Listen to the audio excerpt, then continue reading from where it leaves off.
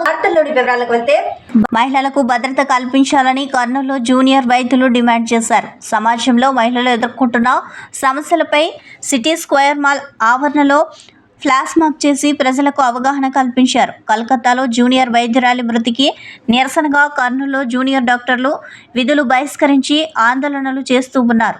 మహిళలు బయటికి వస్తే జరిగే అరాచకాలను వారు స్కిట్ ద్వారా తెలియజేశారు. కలకత్తాలో జూనియర్ డాక్టర్పై జరిగిన దాడిని ప్రజలకు తెలియజేశారు. ఈ దాడికి పాల్పడిన వారిని కఠినంగా శిక్షించేంత వరకు తాము ఆందోళన విరమించమని వారు తెలిపారు.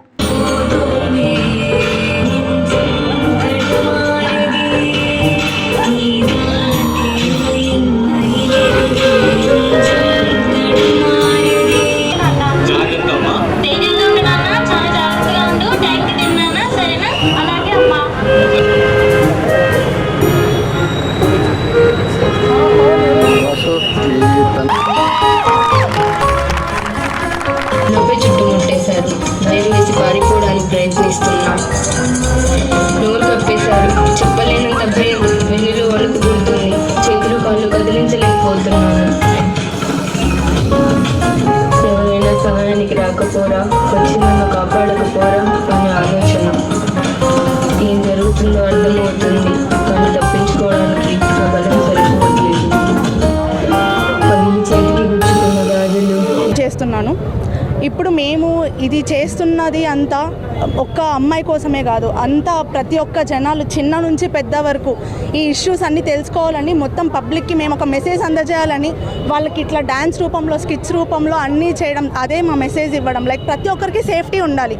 ప్రతి ఒక్క ఇష్యూ మీద లైక్ మాకు ఒక రెస్పాన్స్ రాక మేము చాలా రోజుల నుంచి చాలా సఫర్ అవుతున్నాం. మాకు ఒక సెక్యూరిటీ ఇష్యూస్, ఒక 7 days నుంచి ఒక ప్రొటెస్ట్ చేస్తే ఒక కదలిక లేదా మాకైతే అర్థం అవ్వట్లేదు.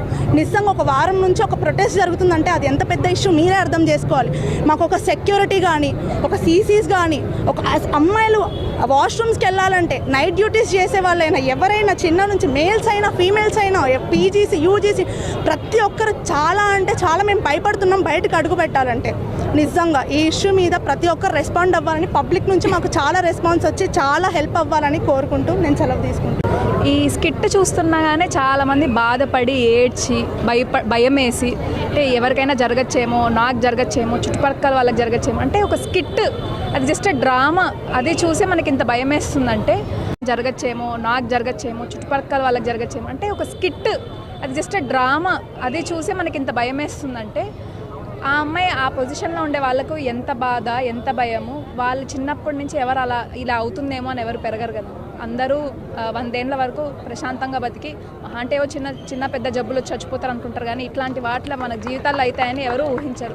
ఎవరికి ఈ పరిస్థితి రాకూడదు, ఇది మళ్ళీ రిపీట్ అవ్వకుండా కోసమే మేము ఇన్ని రోజులు ఇంత ఆపేసి, మాకు కూడా తెలుసు అండి స్ట్రైక్ చేస్తే జనాలకి ఇబ్బంది అవుతుంది, పేషెంట్స్కి ఇబ్బంది అవుతుంది అని తెలుసు. అయినా కూడా మేము ఇది చేస్తున్నామంటే, మా డ్యూటీని పక్కబెట్టి చేస్తున్నామంటే మేము ఆడుకోవడానికి చేయట్లేదు. ఇంకా చెప్పాలంటే, నిజం చెప్పాలంటే మాకు డ్యూటీల కంటే ఈ ఎండల్లో తిరిగి స్ట్రైక్ చేయడమే చాలా స్ట్రెయిన్గా ఉంది. ఫ్యాన్లలో ఏసీల కింద కూర్చోవడమే ఈజీ. కలకత్తా ఘటనపై సిపిఎం ఆధ్వర్యంలో బగ్గుమన్న ప్రజా సంఘాలు. నంద్యాల జిల్లా కోవెలకుంట్ల పట్టణంలో డాక్టర్లు, ప్రజా సంఘాలు, విద్యార్థుల ఆధ్వర్యంలో సోమవారం నిరసన ర్యాలీ నిర్వహించారు. పంచాయతీ సర్కిల్లో మానవహారంగా ఏర్పడి సంఘీభావం తెలిపారు. కలకత్తాలో మహిళా డాక్టర్పై క్రూరంగా లైంగిక దాడి చేసి హత్య చేసిన వారిపై కఠిన చర్యలు తీసుకోవాలని వారు డిమాండ్ చేశారు. మహిళా డాక్టర్పై లైంగిక దాడి చేసి హత్య చేసిన వారిని ఉరి తీయాలని నినాదాలు చేశారు. రాష్ట్రంలో మహిళా డాక్టర్లు, వైద్య సిబ్బందిపై దాడులను అరికెట్టేందుకు ప్రత్యేక చట్టాలు తేవాలని ప్రభుత్వాన్ని కోరారు.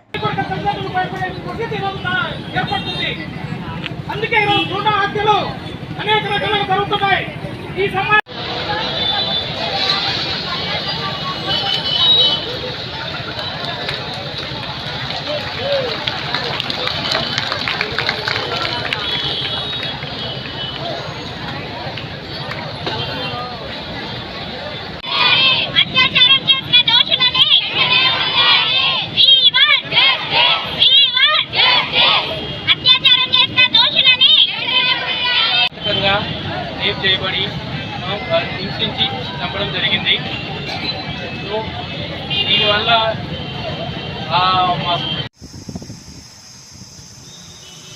అదేవిధంగా ప్రజా సంఘాల నాయకులకు, పత్రికా విలేకరులకు అదేవిధంగా ఈ ధర్నా కాదనేటటువంటి డాక్టర్స్కు పేరు పేరున ఉద్యమాభివందనం తెలియజేస్తున్నాము. అదేవిధంగా ప్రజా సంఘాల నాయకులకు, పత్రికా విలేకరులకు, అదేవిధంగా ఈ ధర్నా కాదనేటటువంటి డాక్టర్స్కు పేరు పేరున ఉద్యమాభివందనం తెలియజేస్తున్నాము. ఇన్ఫర్మేషన్ టెక్నాలజీ సారథి స్వర్గీయ శ్రీ రాజీవ్ గాంధీని జిల్లా కాంగ్రెస్ కమిటీ అధ్యక్షులు కె బాపురావు కొనియాడారు. ఈరోజు జిల్లా కాంగ్రెస్ పార్టీ కార్యాలయంలో భారత మాజీ ప్రధాని స్వర్గీయ రాజీవ్ గాంధీ 80వ జయంతి వేడుకల సందర్భంగా జరిగిన కార్యక్రమంలో బాపురావు మాట్లాడారు.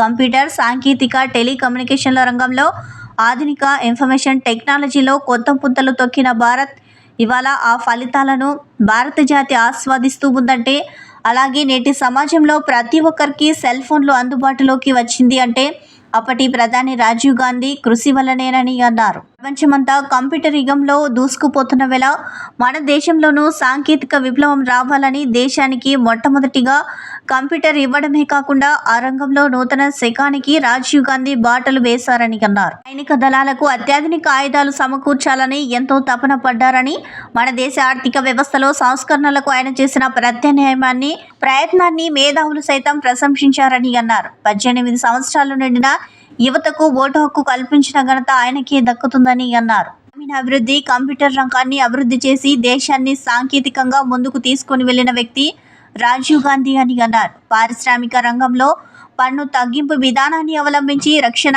విమానయాన, వాణిజ్య రంగాలు అభివృద్ధి చెందడానికి కారణం రాజీవ్ గాంధీ అని అన్నారు. ఈ విధానాల వల్ల, ఆధునిక ఆర్థిక విధానాల వల్ల విదేశీ పెట్టుబడులను ఆకర్షించి పెట్టుబడులకు భారత్ను దమనం చేసిన ఘనత రాజీవ్ గాంధీదని అన్నారు. 1986లో new national policy for education ప్రవేశపెట్టిన ఘనత రాజీవ్ గాంధీనేనని అన్నారు. పాలసీ బడుగు బలహీన వర్గాల అభ్యున్నతికి ఎంతో తోడ్పడుతుందని అన్నారు. నవోదయ పాఠశాలలు స్థాపించి విద్యలో ఒక గొప్ప మార్పును వచ్చిన వ్యక్తి రాజీవ్ గాంధీ అని అన్నారు. 1987లో బ్లాక్ బోర్డ్ ఆపరేషన్, 1985లో Indira Gandhi open university, Navodaya schools వీటి వల్ల గ్రామీణ ప్రాంతాలలో నివసించే పిల్లలు విద్యావంతులు అవడానికి కారణమైన వ్యక్తి రాజీవ్ గాంధీ అని అన్నారు. అనంతరం స్థానిక సీఎం సెంటర్ నందలి రాజీవ్ గాంధీ కాంస్య విగ్రహానికి పూలమాలలు వేసి నివాళులు అర్పించారు. కార్యక్రమంలో మాజీ ఎమ్మెల్సీ ఎం సుధాకర్ బాబు, మాజీ ఎమ్మెల్యే పరిగెల మురళీకృష్ణ, ప్రధాన కార్యదర్శి దామోదరం రామకృష్ణ, కర్నూలు కాంగ్రెస్ పార్టీ అభివృద్ధి షేక్ జిలానీ బాషా, కోఆర్డినేషన్ మెన్ అనంతరత్నం, ఉపాధ్యక్షులు బి బతుకన్న, డీసీసీ ప్రధాన కార్యదర్శులు పోతుల శేఖర్, సయ్యద్ నవీన్, ఎన్ చంద్రశేఖర్, మహిళా కాంగ్రెస్ జిల్లా అధ్యక్షురాలు ఎస్ ప్రమీల, జిల్లా Congress media chairman, city minority cell chairman Sheikh Khaja Hussain, SC cell రాష్ట్ర ఉపాధ్యక్షులు ఎన్సీ వజారన్న, మైనార్టీ సెల్ జిల్లా ప్రధాన కార్యదర్శి Syed Murshid Peer Khadri, SC cell W Satyaraju, PCC కార్యదర్శులు బి సుబ్రహ్మణ్యం, అబ్దుల్ హైక్, నాయకులు Sheikh Malik Basha, R Victor Kumar, John Sadanandam Basha, TUC నాయకులు మద్దిలేటి జమ్స్ ఆనందం, మహిళా కాంగ్రెస్ కె వెంకటలక్ష్మి మొదలగు వారు పాల్గొన్నారు. టెక్నాలజీకి ఆద్యుడు ఎవరు? చంద్రబాబు నాయుడా అని అడిగారు. దానికి ఒకటే మాట చెప్పారు ప్రభాత్ మహాజన్ గారు, పార్టీలు ఏదైనా ఈ technology godfather only Rajiv Gandhi అని చెప్పడం జరిగింది. బీజేపీ మంత్రి, అది కూడా ఇన్ఫర్మేషన్ టెక్నాలజీ మంత్రి అంటే ఎంతటి గరుడో రాజీవ్ గాంధీ గారు చెప్పారు. ఆయన నీచ రాజకీయాలు చేయలేదు, హుందాగా రాజకీయాల్లో ఉన్నాడు, ఈ దేశం కోసం ప్రాణాలు వదిలిపెట్టాడు. అటువంటి మహానాయకుడిని మనం స్మరించుకోవడం మనందరికి ఎంతో గర్వకారణం. రాజీవ్ గాంధీ గారు చూపిన బాటలో ప్రతి ఒక్క కాంగ్రెస్ కార్యకర్త నడుస్తూ ఈ దేశాన్ని ముందుకు తీసుకెళ్లాలని, రాజీవ్ గాంధీ ఆశయాలు కొనసాగిస్తామని ఈ సందర్భంగా తెలియజేస్తున్నాం. కర్నూలు జిల్లా హలహర్వి మండలంలోని గూల్యం నెట్రవట్టి గ్రామంలో కుండపోతగా వర్షం కురిసింది. కాలనీలు జలమయమైపోయాయి. ఇళ్లలోకి వర్షపు నీరు చేరింది. గూల్యం గాదిలింగేశ్వర స్వామి గుడి దగ్గర రహదారిపై భారీగా వర్షపు నీరు చేరింది. రాకపోకలకు అంతరాయం ఏర్పడింది. దర్శనానికి వచ్చే భక్తులు తీవ్ర ఇబ్బందులు పడ్డారు. హలహర్వి, నెట్రబట్టి, హలహర్వి, గూల్యం గ్రామాలకు రాకపోకలు నిలిచిపోయాయి. తీవ్ర ఇబ్బందులకు గురవుతున్న ప్రయాణికులు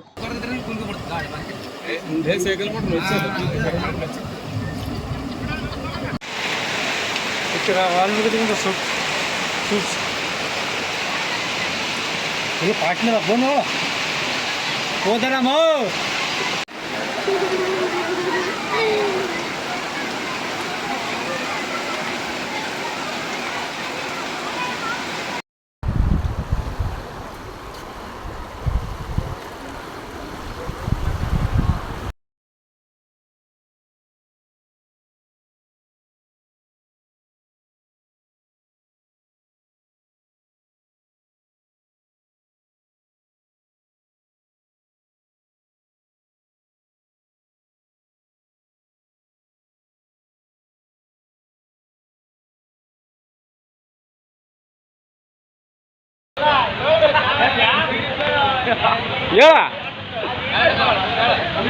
కర్నూలు ప్రభుత్వ సర్వజన వైద్యశాల superintendent doctor C Prabhakar Reddy మాట్లాడుతూ హాస్పిటల్లో న్యూ డయాగ్నోస్టిక్ బ్లాక్ రేడియాలజీ విభాగంలో 4 ఎక్స్రే మిషన్లు అందుబాటులో, అందులో 2 ఎక్స్రే 500 mA ఎక్స్రే మిషన్లు మరియు 2 300 ఎక్స్రే మిషన్లు మరియు ఒక సిఆర్ రీడర్ ప్రింటర్లను ప్రారంభించినట్లు తెలిపారు.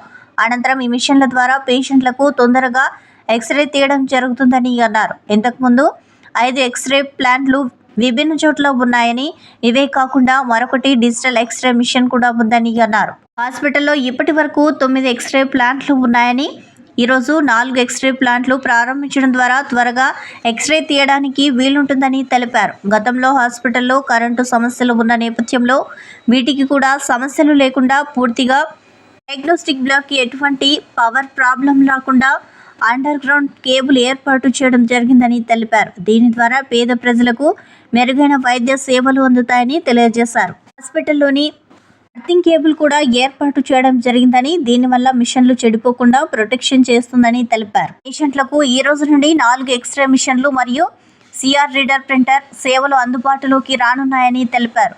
పేద ప్రజలకు మెరుగైన వైద్య సేవలు చేయడమే మా లక్ష్యమని ఆయన అన్నారు. కార్యక్రమానికి CSRMO doctor Venkateswara Rao, radiology HOD doctor Radharani, professor doctor Padmalatha, doctor Harinath, ARMO doctor Venkataramana, hospital administrators doctor Sivabalanaganjan, doctor Sunil Prashant తదితరులు పాల్గొన్నట్లు hospital superintendent doctor C Prabhakar Reddy తెలిపారు. కర్నూలులో మనము ఈరోజు 4 ఎక్స్రే ప్లాంట్లను ఓపెన్ చేయడం జరిగింది. 2 500 mA ఎక్స్రే ప్లాంట్లు, 2 300 mA ఎక్స్రే ప్లాంట్లు. వీటన్నిటినీ కూడా మనం ప్రారంభించడం వల్ల మనకు తొందరగా ఎక్స్రేలు తీయడానికి వీలుగా ఉంటుంది. ఇంతకుముందు మనకు 5 ఎక్స్రే ప్లాంట్లు విభిన్నమైన చోట్ల ఉన్నాయి. ఇదే కాకుండా ఒక డైరెక్ట్ డిజిటల్ రేడియోగ్రఫీ, అంటే దాంట్లో ఫిల్మ్ డెవలప్ చేయకుండా తీస్తేనే డైరెక్ట్గా కంప్యూటర్లోకి వస్తుంది, అది కూడా ఒకటి ఉంది. సో దాంతో కలిపితే ఇప్పుడు మనకు దాదాపు 9 ఎక్స్రే ప్లాంట్లు అయినట్లయితాయి. సో వీలైనంత వరకు ఇప్పుడు ఈ 4 ఎక్స్రే ప్లాంట్లు కొంచెము స్టాటిక్ ఎక్స్రే ప్లాంట్లు, అంటే పెద్ద ఎక్స్రే ప్లాంట్లు ఇక్కడనే చేయడానికి, అంటే అన్నీ ఒకే రూఫ్ కింద. ఎందుకంటే పేషెంట్ డాక్టర్లు రాసినప్పుడు బ్లడ్ టెస్ట్లు, urine test, ECG, X-ray, ultrasound రాస్తారు. సో అవన్నీ కూడా ఈ డయాగ్నోస్టిక్ బ్లాక్లో ఉంటే కన్వీనియంట్ ఉందని ఈ డయాగ్నోస్టిక్ బ్లాక్ కట్టడం జరిగింది. ఇక్కడ మనం అన్ని వసతులు సిటీ స్కాన్తో సహా ఏర్పాటు చేయడం జరిగింది. మనకు ఇన్నాళ్ళలో కొంచెం కరెంటు ప్రాబ్లం ఉండేది. మొన్ననే మనము ఇక్కడ ఒక సబ్స్టేషన్ యార్డ్ అనబడే ఒక ట్రాన్స్ఫార్మర్ను ప్రారంభించాము. అంతేకాకుండా బయట నుంచి ఫ్లక్చుయేషన్స్ రాకుండా ఏబీ స్విచ్ కూడా చేయడం జరిగింది. దీనికి కూడా అన్ని చోట్ల కూడా నిన్ననే మనం అర్థింగ్ ఏర్పాటు కూడా చేయడం జరిగింది. దీనివల్ల ఫ్లక్చుయేషన్స్ రావడము, తర్వాత మిషన్లు చెడిపోవడం ఉండదు. కాబట్టి ఈ రోజు నుంచి మనము ఇక్కడ కూడా మనం ప్రారంభిస్తున్నాము. దీనివల్ల పేషెంట్స్కు చాలా సౌకర్యం ఉంటుంది. ఎక్స్రే కోసము ఎక్కువసేపు వెయిట్ చేయాల్సిన అవసరం ఉండదు. ఇంకా వీళ్ళు రేడియాలజీ డిపార్ట్మెంట్ వాళ్ళు ఇప్పుడు కొన్ని క్యాసెట్స్ ఉన్నాయి, ఇంకా కొన్ని క్యాసెట్స్ కావాలని అడిగినారు. అవి నేను 10 క్యాసెట్స్ కోసము కొటేషన్ ఈరోజు తెప్పిస్తున్నాను. ఇది కూడా దాతల సహకారంతో ఒక 10 రోజుల్లో అవి కూడా కొనేసి అది ఒక 8 లక్షల రూపాయలు అవుతుంది. నేను ఏదో విధంగా ఇవి సర్దుబాటు చేసి పేషెంట్స్కు కన్వీనియంట్గా అన్ని ఎక్స్రేలు ఒకే చోట చేయడానికి ప్రయత్నిస్తాను. అంతేకాకుండా ఆ డీడీఆర్ అనే మిషన్ డైరెక్ట్ డిజిటల్ అది కూడా షిఫ్ట్ చేయడానికి 6 లక్షలు అవుతుంది అన్నారు. అది కూడా నేను ప్రభుత్వంతో మాట్లాడి ఇదే కాంపౌండ్లోకి షిఫ్ట్ చేయడానికి కూడా ప్రయత్నం చేస్తాను. కర్నూలు జిల్లా ఎస్పీ శ్రీ బిందు మాధవి ఐపీఎస్ ఉత్తర్వుల మేరకు Kurnool traffic CI yes Mansuruddin ఆధ్వర్యంలో బళ్ళారి చౌరస్తా కూడలినందు రోడ్డు మీద కార్లు, ద్విచక్ర వాహనాలు మరియు ఆటోలను నిలిపి ఉంచి మరియు మొబైల్ క్యాంటీన్లు, పళ్ళ బండ్లు రోడ్డు మీద పెట్టి వ్యాపారం చేయడం వల్ల ట్రాఫిక్ రద్దీ పెరగడానికి కారణమవుతున్నందున ప్రజల నుంచి అందిన ఫిర్యాదుల మేరకు బళ్ళారి చౌరస్తా నందు స్పెషల్ డ్రైవ్ నిర్వహించి కోడుమూరు నుండి హైదరాబాద్కు వెళ్లే సర్వీస్ రోడ్లో మరియు డౌన్ సర్వీస్ రోడ్ నుండి కోడుమూరు వెళ్లే రోడ్డు మరియు హైదరాబాద్ నుండి కర్నూలు టౌన్లోకి ఆంజనేయ స్వామి గుడి ముందు వెళ్లే రోడ్డు మార్గాలలో ఫ్రీ లెఫ్ట్ వెళ్లుటకు ఐరన్ బ్యారికేడ్లు ఏర్పాటు చేసి ట్రాఫిక్ ఇబ్బందులను తగ్గించుటకు ఏర్పాటు చేయడం జరిగింది. వాహనదారుల ఫిర్యాదుపై గమనించి మీ యొక్క వాహనాలను రోడ్డు మీద పెట్టి ట్రాఫిక్ అంతరాయం కలిగించిన ఎడల వాహనదారులపై మోటార్ వెహికల్ యాక్ట్ కింద ఫైన్ ఇంపోజింగ్ చేస్తామని మరియు మొబైల్ క్యాంటీన్లు, పళ్ళ బండ్లు వ్యాపారాలపై పెట్టే కేసులు నమోదు చేసి కోర్టులో హాజరుపరుస్తామని Kurnool traffic CI yes Mansuruddin తెలపడం జరిగింది.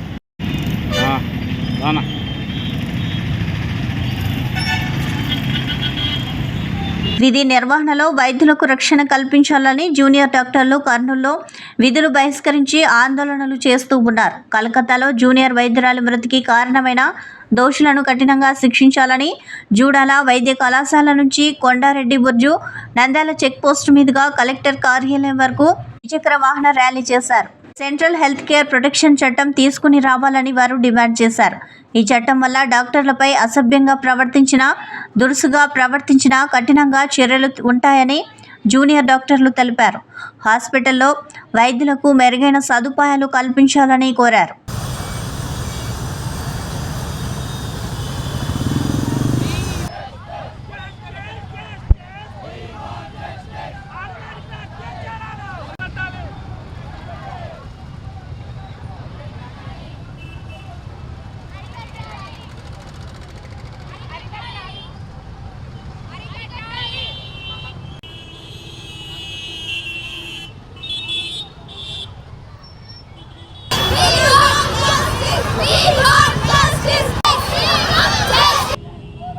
రెండు వారాల ముందు 9వ తేదీన ఆగస్టు 9వ తేదీన అత్యాచారం జరిగింది. ఒక ఫిమేల్ డాక్టర్ మీద, డ్యూటీలో ఉన్న డాక్టర్ మీద.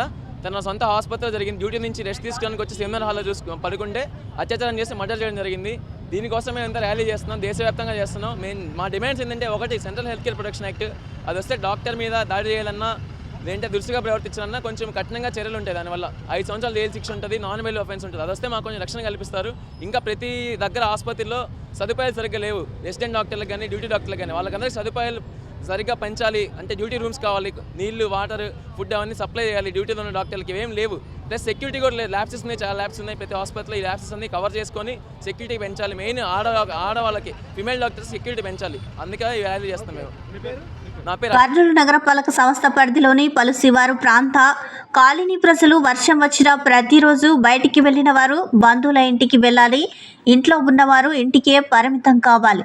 విద్యార్థులు స్కూల్కు వెళ్లడం కూడా మానేయాల్సిన పరిస్థితి ఏర్పడిందని వివిధ కాలనీల అసోసియేషన్ల ప్రతినిధులు డి సుకుమార్, దేవరెడ్డి, వెంకట నర్సు, ఈ శివశంకర్ రెడ్డి, పట్టణ పౌర సంక్షేమ సంఘం ఇరిగినేని పుల్లారెడ్డి, ఎస్ రమణగౌడ్ ఆవేదన వ్యక్తం చేశారు. పట్టణ పౌర సంక్షేమ సంఘం ప్రతినిధి బృందం Nagar, Suresh homes, sunrise homes, Parthasarathi నగర్లకు వెళ్లే ప్రధాన కూడళ్లలో పర్యటించారు. ఈ సందర్భంగా వారు మాట్లాడుతూ గోడం దగ్గర నుండి 100 అడుగుల విస్తీర్ణంలో 1.5 కిలోమీటర్ మేర ఖరీదైన రోడ్డును నగరపాలక సంస్థకు అప్పజెప్పి ఏళ్లు గడుస్తూ ఉన్నా ఇంతవరకు వేలేదని విమర్శించారు. దాదాపు ₹1 కోటితో కాల్వలు నిర్మించి మధ్యలోనే నిలిపివేశారని అన్నారు. 100 అడుగుల రోడ్డును మరమ్మతు చేస్తే 6 నెలలు తిరగకముందే వేసిన మట్టి కనిపించకుండా పోయిందని అన్నారు.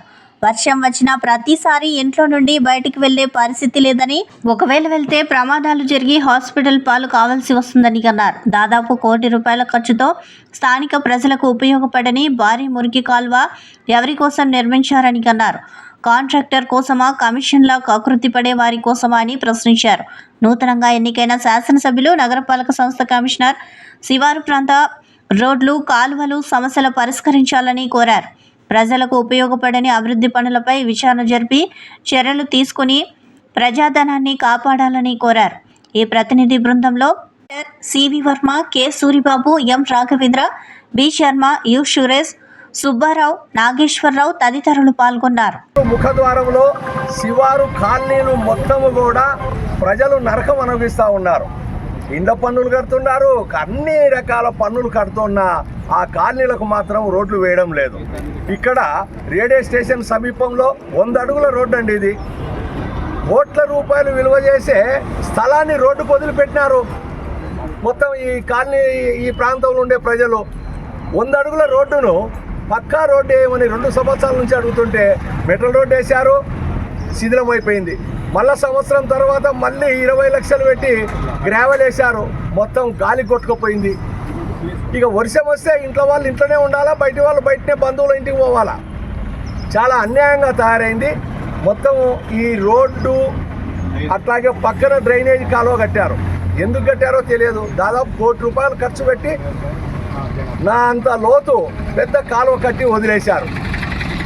గతంలో అధికారులు, అధికార పార్టీ నాయకులు, పాలకులు అందరూ కలిసి కాంట్రాక్టర్ల లాభాల కొరకు కాలువలు కట్టారు, రోడ్లు వేశారు. రోడ్ల పైన రోడ్లు వేశారు, రోడ్ల పక్కన రోడ్లు వేశారు. కానీ అవసరం ఉన్న చోట మాత్రం రోడ్లు వేయడం లేదు. ప్రజలు ఇబ్బంది పడుతూ ఉన్నారు. కాబట్టి ఈ ప్రభుత్వమైనా స్పందించి గతంలో అవసరం లేని అభివృద్ధి పనులపైన కోట్ల రూపాయల కుంభకోణాలు జరిగిన విచారణ జరిపించి ప్రజాధనాన్ని కాపాడాలి.